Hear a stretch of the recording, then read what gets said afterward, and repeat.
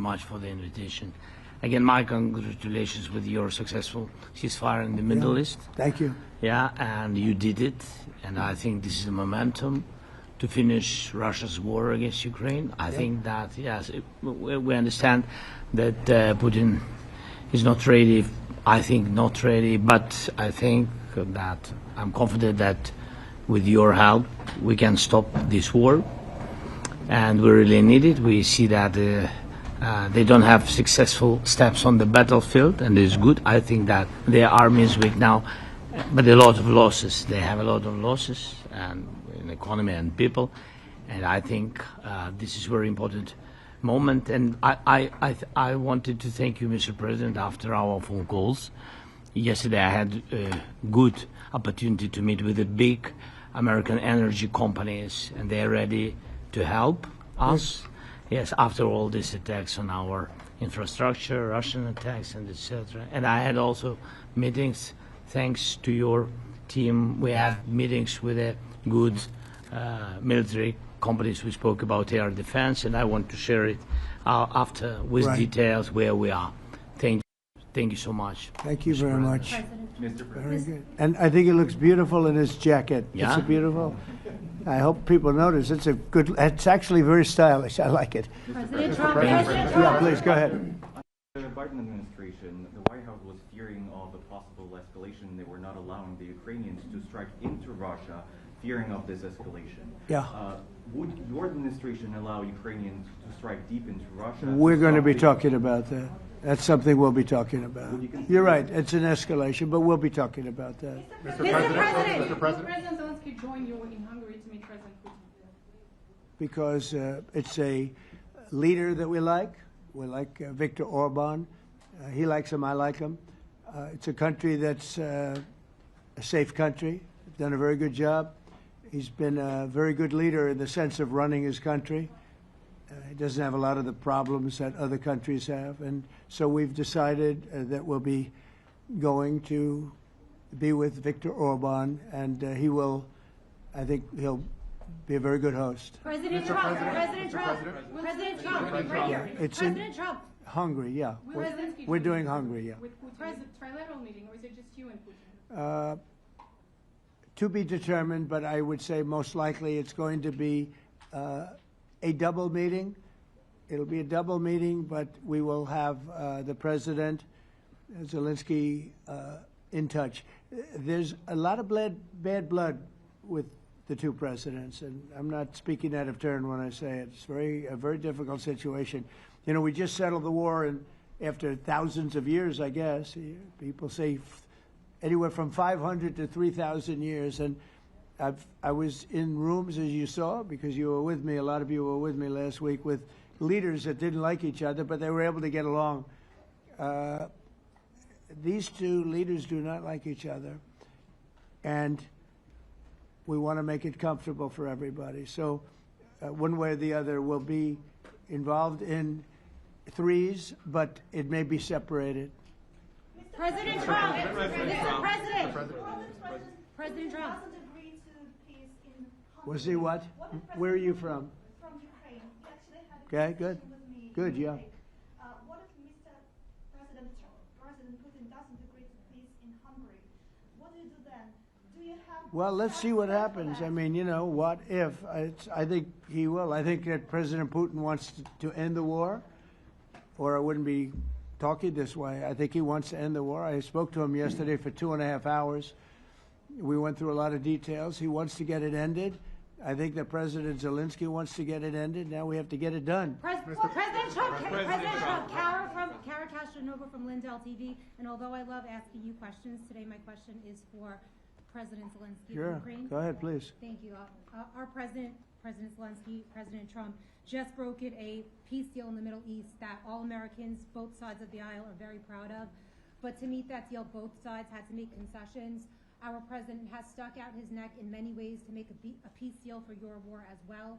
What specific concessions are you willing to make to end this war with Russia? Will you give up joining NATO? Americans have foreign war fatigue, and our president, as he said, we need our Tomahawks too. To me. Yes, you, Okay. President Zelensky. Thank you What very much. concessions would you That's some question, right? So many Thank questions you. in one. Thank you very much for your question. First of all, I think we need to sit and speak. The second point, we need ceasefire. Even now, you see in the Middle East, it's very difficult to hold ceasefire. Everywhere, in every war, it's very difficult. We want peace. Putin doesn't want. That's why we need pressure on him. We will speak with President today what we need. We understand what we need to push Putin to negotiation table. And as I said previously, so we are ready to speak in any kind of format, bilateral, trilateral, doesn't matter, just peace. This is important. And we don't speak about NATO or NATO. For Ukrainians, it's very important. Of course, it's our decisions of allies to decide where we are. But are you willing to give up Yes, but joining the NATO? most important thing for people in Ukraine, which are under each day's attacks, to have really strong security guarantees. NATO is the best, but weapon is very important. Allies on our side is very important, and between us, for us, bilateral security guarantees between me and President Trump is very important. I don't know, we didn't speak with details about it, but this is the most important document because the United States is very strong. Sir, President Trump. Peter? President Trump, the middleman right now, hoping to end this conflict. Who is doing a better job negotiating, President Zelensky or President Putin? I think they're both doing a great job in that sense. We have to get it done. We've got to take some of the hatred of each other. You know, they don't like each other. I say that in front of President Zelensky, but I say it in front of President Putin too. They have tremendous bad blood. It really is what is holding up, I think, a settlement. I think we're going to get it done, and we have to make it long-lasting. As I said in the Middle East, everlasting, right? Everlasting. And the Middle East is a much more complicated situation. You know, we had 59 countries involved, and every one of them agreed. And it's, you know, it's sort of amazing. Most people didn't think that was doable.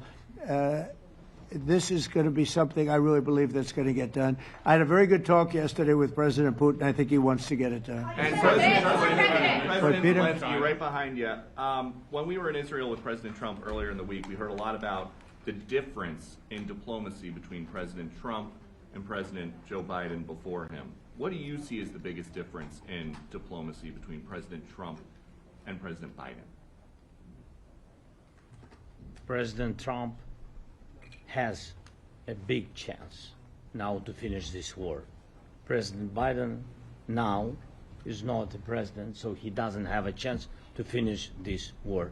And President Trump is really showed for the world that he can manage ceasefire in Middle East, and that's why I hope that he will do this, and we will also have such big success.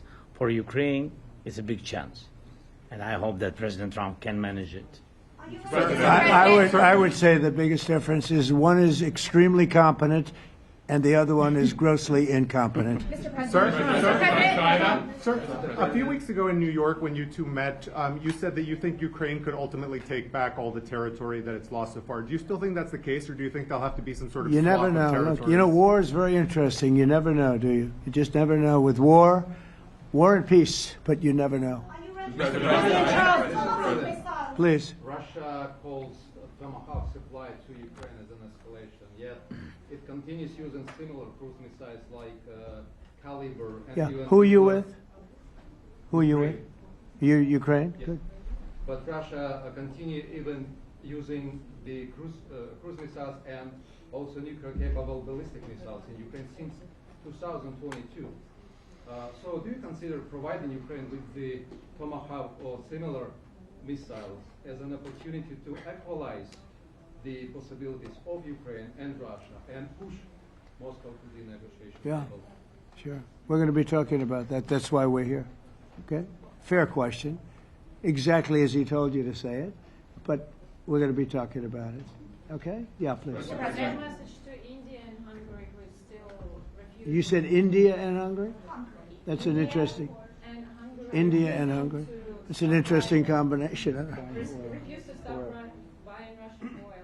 Well, India is not going to be buying Russian oil anymore. And Hungary is sort of stuck because they have one pipeline that's been there for years and years and years, and they're inland. They don't have sea. They don't have sea. And I spoke with the very great leader of Hungary, and they are, it's very hard for them to get oil. I understand it. Hungary's in a very interesting position because they can't have ports. They're surrounded by land. So we'll see what happens there. But India will not be buying oil from Russia. And, they've already de-escalated, and they've more or less stopped. They're pulling back. They bought about 38% of the oil, and they won't be doing it anymore. Mr. President Trump has been helping you in achieving peace in Ukraine. Who has? First Lady Melania Trump has been helping in returning abducted Ukrainian children from Russian captivity. President Zelensky, do you appreciate those efforts? How do you assess them? And did you ask her to step in to help you? No, she wanted to do it. She just felt very strongly about the children, and she's done a really good job, I think, in bringing it to the fore. We have a lot of children involved. Now, it's some people say it's 20,000, and some people say it's 300. There's a big difference between that, so nobody really knows. But she felt very strongly about the children. She thinks about the children all the time. President Trump, if you okay Tomahawks to Ukraine, what's going to happen if the United States is in a conflict and we need the Tomahawks? Do we have enough? That's a problem. We need Tomahawks, and we need a lot of other things that we've been sending over the last 4 years to Ukraine. We've been, we gave them a lot. Now we have a different situation. We send it to the European Union. They pay for it and all that, and they have plenty of money. But it's beyond the money. We need Tomahawks, and we need a lot of other weapons that we're sending to Ukraine. One of the reasons we want to get this war over is exactly that. It's not easy for us to give. You're talking about massive numbers of very powerful weapons. So that's one of the things we'll be talking about. Hopefully they won't need it. Hopefully we'll be able to get the war over with without thinking about Tomahawks. I think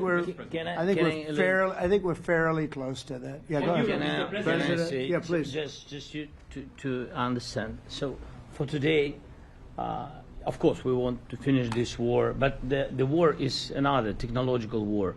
You don't use just Tomahawks. If you want to target a military goal, you need thousands of drones. It goes together with such missiles. Ukraine has such thousands of our production drones, but we don't have Tomahawks. That's why we need Tomahawks. But United States is a very strong production, and the United States has Tomahawks and other missiles, very strong missiles. But they can have our thousands of drones. That's why where we can work together, where we can strengthen American production. And so just so that I understand, so you're suggesting kind of a trade. If President Trump okays Tomahawk missiles to help you launch yes, it's into about Russia, military goals. It's only about military goals. Right, but then you would authorize some kind of an exchange where yes, of course. The US yes, we have proposition. We have brief proposition President, with our drones. President Trump, I don't mean to be brokering an arms deal here, but is that something that you would be interested in, Ukrainian drones?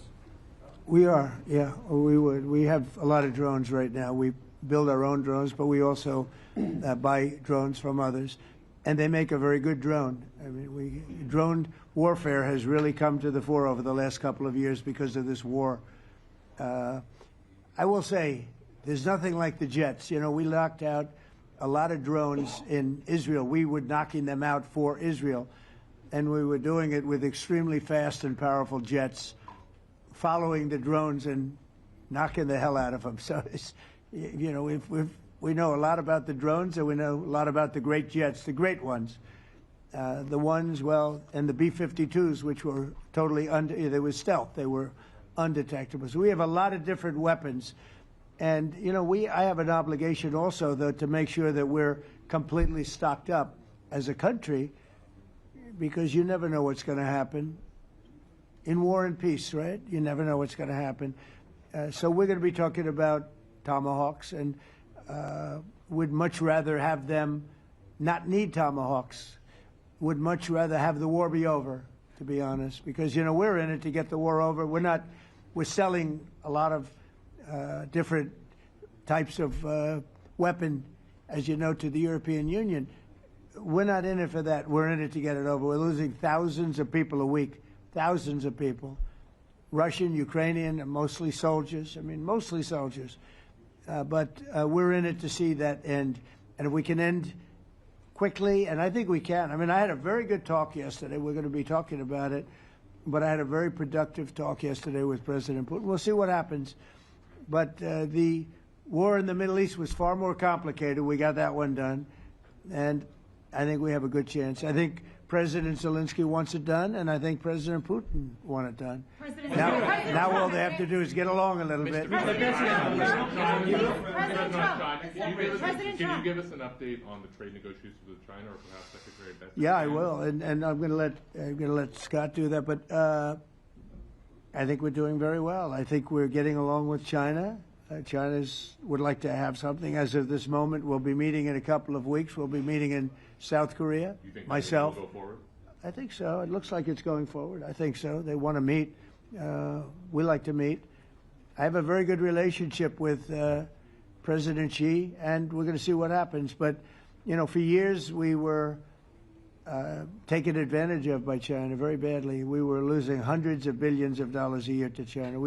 We really built their military, if you think about it. The kind of money that presidents allowed to be lost to China was just insane.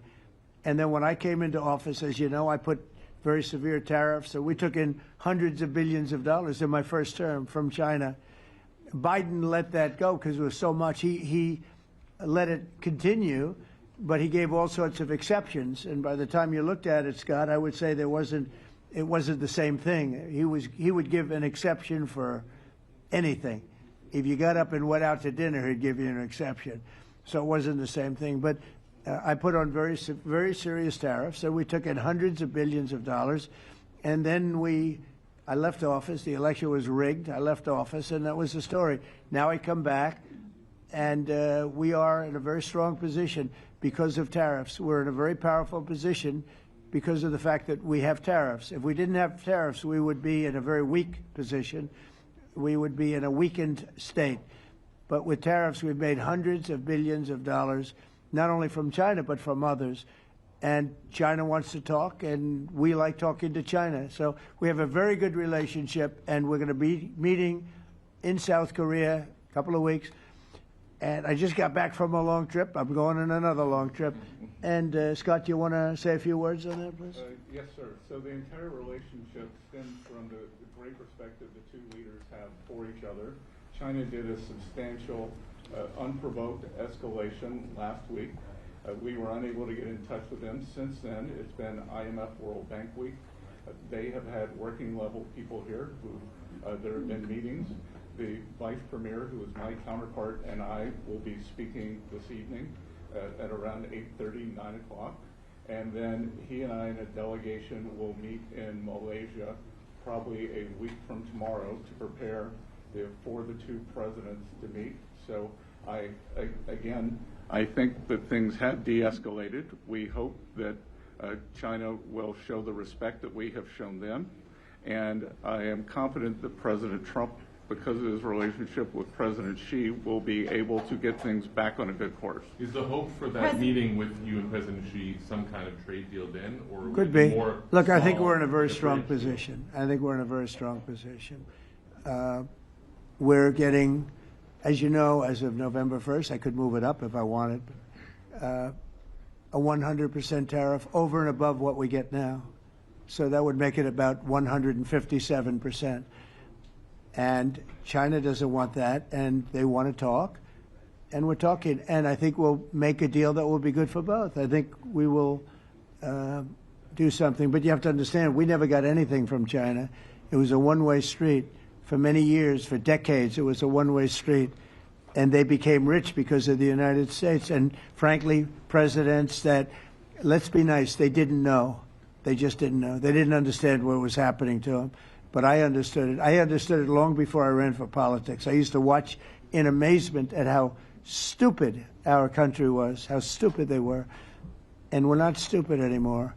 And that includes with the European Union, that includes with Japan and South Korea. All we want to do is be treated fairly. But the fairly is hundreds of billions and even trillions of dollars coming into the United States. And it's our national security is secure because of tariffs. If we didn't have tariffs, we would have no national security. So it's very important. Will you seek China's help in ending the war in Ukraine? Do you need them to put pressure on Russia? I'll be discussing that, but I'd love to see it ended before that. President I mean, I think we have a chance of ending the war quickly if flexibility is shown on behalf. And again, we're not losing people. The United States is not. We're not losing people. We're not spending money. We're getting paid for the, ammunition and missiles and everything else that we're sending to the European Union, but to NATO. But it's very similar. If you look at the countries, I mean, it's very similar. And we just made a very fair trade deal with the European Union, and what we wanted, and we made a very good deal with NATO too. They pay for all of this. That's not what we're in this for. We're in it to save thousands of lives every week. Thousands and thousands of lives. That's why we're in it. And I think we have a very good chance of bringing this war to a conclusion. Europe's president and your cabinet has done honestly an excellent job. I think that a lot of people could agree to that. Thank you. I'm speaking as someone who lost my father in a war, so I know the human cost. What would your advice be to American leaders, to world leaders, to neocons, to TV hosts who often speak about conflict in abstract or strategic terms rather than the human cost and the human terms? Look, my only statement is we have to get together. It's a very small group of people. It's the president, and the president. Okay, 3 presidents. And I'm the mediator president. And I'm mediating not an easy situation. It should be easy, but it's a lot easier when people understand each other, when they get together, and when they like each other. We don't necessarily have that situation as far as like is concerned. Maybe it can turn around. Maybe it can. But in the meantime, we'll have them keep a little bit of distance, and we're going to see if we can get it done. This is number 9, okay? This will be number 9 for me. I've solved 8, including the Middle East. I've solved 8. This, I thought, would have been among the easiest. We solved, President Putin mentioned yesterday Armenia, all of the different wars. He said it was amazing but the big one that he was surprised that we were able to settle was the Middle East. He thought it was incredible. He was very generous in that sense. This should be something we're able to settle, and I think we will be able to settle. Yeah, Brian. Sir, on that note, you will go down as the peacemaker, no doubt, and you will resolve this war. Well, we resolved 8 others. It's funny how people say that. If you get this one, every time I do one, they forget about that one. I solved 8 wars. Go to Rwanda and the Congo, talk about India and Pakistan, look at Thailand, look at all of the wars that we solved. And every time I solve one, they say, if you solve the next one, you're going to get the Nobel Prize. I didn't get a Nobel Prize. Somebody got it who's a very nice woman, very nice. I don't know who she is, but she was very generous. So I don't care about all that stuff. I just care about saving lives. But this will be number 9. But every time I solve one, they said, sir, if you solve one more, you're going to be known as a peacekeeper. So to the best of my knowledge, we've never had a president that solved one war. Not one war. Bush started a war. A lot of them start wars, but they don't solve the wars. They don't settle them. And especially when they have nothing to do with us. I saw almost, I guess, just about all of these wars had nothing to do with us. But I saved tens of millions of lives. The Prime Minister of Pakistan said, I saved millions of lives in interceding on Pakistan, and you look at Pakistan and India as an example. That would have been a bad one, 2 nuclear nations, right?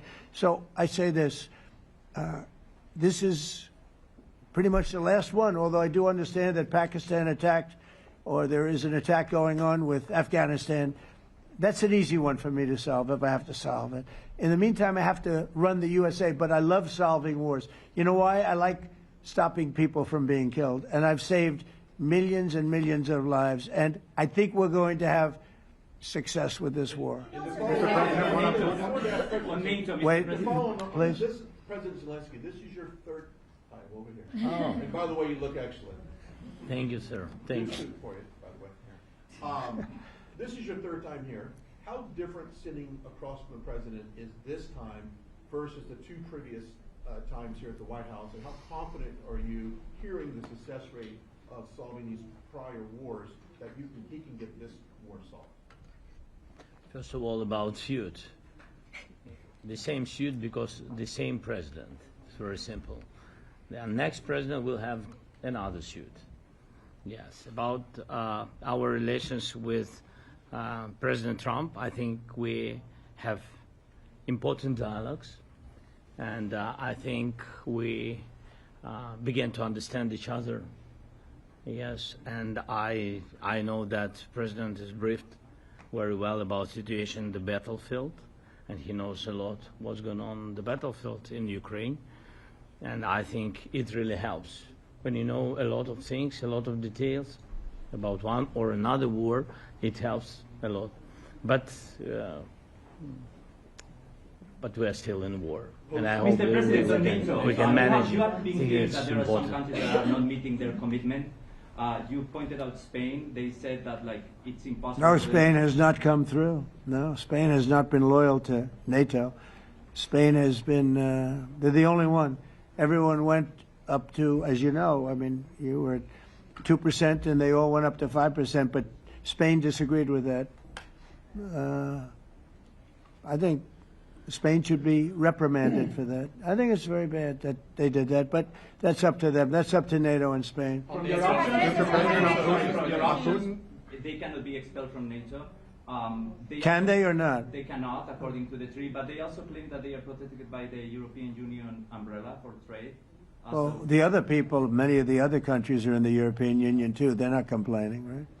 President, I tell you that Putin is serious. That's of interest. Mr. President. They're protected by. Yeah, please go ahead. Thank you, Mr. President. Do you think you can carry the momentum from the Middle East deal over to this deal? And if I do. So, how does that move the needle? Yeah, I do. I think we carry a lot of momentum, a lot of credibility. Getting Middle East done was very important. Nobody thought it could be done. That was one nobody thought could be done, and we got it done. And a lot of that was the big hit that we put on Iran with respect to the nuclear. They took that was an unbelievable military maneuver, the B-2s, and many other planes involved, by the way, but the B-2s. Yeah, I think nobody expected that to happen, and you know we had 59 countries involved, and these were countries very diverse. You had Arab, Muslim, Jewish. You had every country, Christian. You had every country, and many countries involved, and we got that done. And we got it done pretty swiftly after we set the table properly. We had to set the table properly. This should be one that we get done. And I think the table is set properly here now, too. And it'll be a great honor. It'll be a great honor to get it done. And the Ukrainian people are great, and the Russian people are great. And obviously they have much in common, as we understand. They have a lot in common. So it'll be a great honor to get it done. Yeah. On Venezuela, there are survivors from your latest boat strike. What happens to those survivors? Well, I'll ask Marco to discuss that possibly. Yeah, it's well known there's an ongoing narco-terrorist operation the United States has been conducting. As far as details of any recent strikes, we're not prepared here to announce all those details, but you'll get that information here very shortly. And how are there survivors when these are meant to be lethal attacks? Yeah, again, I mean, we're undertaking these operations against narco-terrorists. That's what these are. These are terrorists. Let's be clear. And but as far as the details of any recent operations, when we are prepared to announce those, we will, as the president has consistently done. So you may get something on that later today. Let me ask you, that was in a submarine, right? We attacked a submarine, and that was a drug-carrying submarine built specifically for the transportation of massive amounts of drugs, just so you understand. This was not an innocent group of people. I don't know too many people that have submarines. And that was an attack on a drug-carrying, loaded-up submarine. Yeah.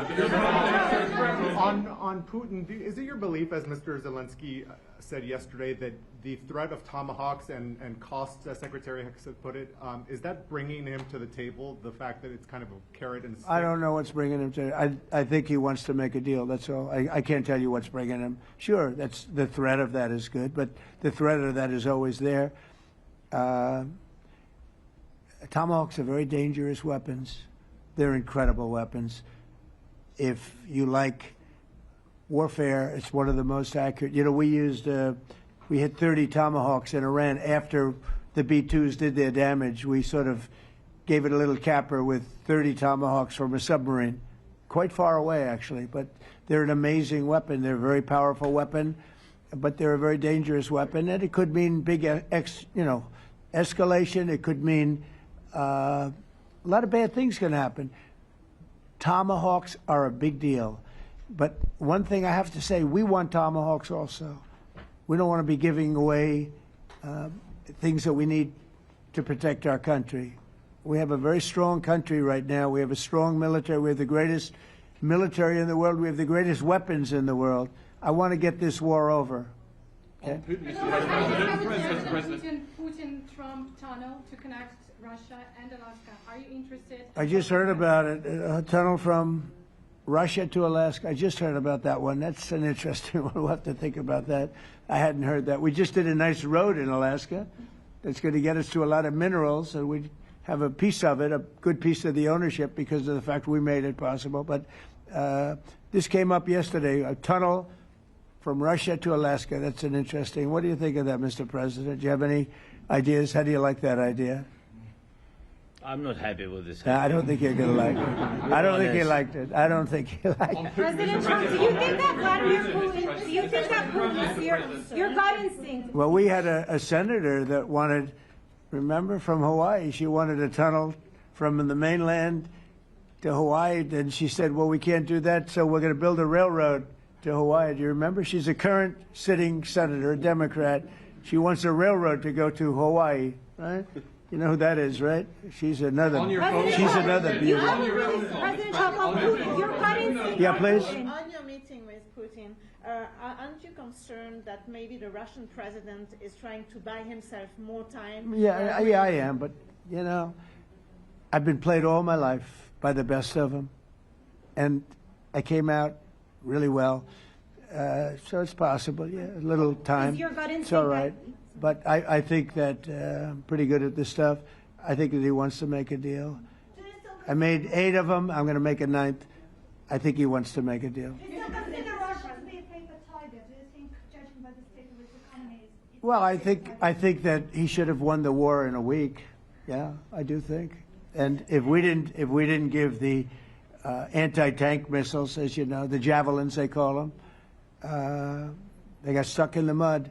They would have been in Kiev very quickly. They were heading to Kiev. So, you know, in war, you have a lot of luck, too. You know, weather has won war, and the cold and the heat and all things take place in war. But that was a very interesting moment when the tanks started rolling and some brilliant general said, let's go through the mud instead of going down the highway, right? So they got a little bit lucky. But you know where they really got lucky? I gave javelins. That wasn't given by Barack Hussein Obama. He gave them sheets. You know, there's a statement. Obama gave them sheets, and I gave them the javelins. And the javelins are a devastating weapon. And that wasn't given by Obama. That was given by, because at the time it was Obama. That was given by me. So it was like one of those things. And you had hundreds of them. They're a devastating weapon. We have a lot of devastating weapons. I'd rather not use them. But that was a big moment. You know, when the tanks got stuck, they got stuck. And call it luck or call it talent. I'm not sure what you'd call it. But it was a big moment in time. Do you think Democrats will give you credit? Do you think Democrats will give you credit when you finally end this war, like they did with the war in the Middle East? And second I think question- right now the Democrats are really damaged, mentally damaged. They want to take 1.5 trillion with a T, $1 trillion and give it to people that invaded our country. They came into our country illegally from prisons, from mental institutions, gang members. They want to give them health care and take it away from our citizens. We're not going to do that. $1.5 trillion. They want to destroy. They want to destroy our health care system. We're not going to let that happen. Have you authorized CIA operations in Venezuela as part of? Well, I wouldn't say that, but some interesting things are happening around the world. I'll say that. It's been reported, Mr. President, it has been reported that Maduro offered everything in his country, all the natural resources. He even recorded a message to you in English recently, offering mediation. What should we do in order to stop that? He has offered everything. He's offered everything. You're right. You know why? Because he doesn't want to fuck around with the United States. Thank you, everybody. Thank you. Thank you, Thank you, everybody.